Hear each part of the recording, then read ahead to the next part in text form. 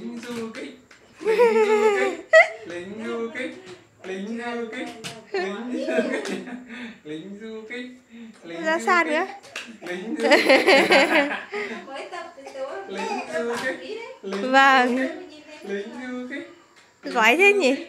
lính du kích, yeah. Eo ơi, Ơi, siêu thế nhỉ? biết giỏi đấy nhỉ.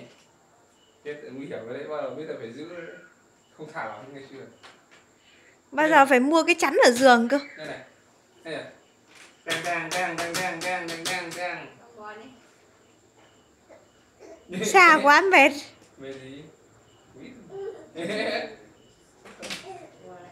lại bà.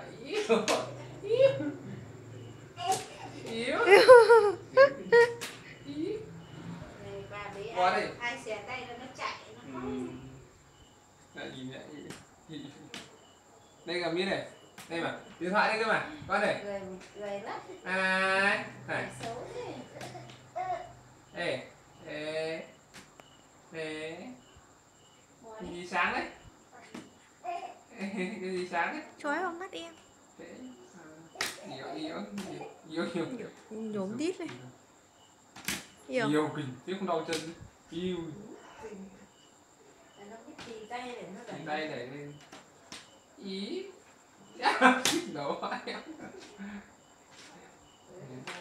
Giỏi thế nhỉ?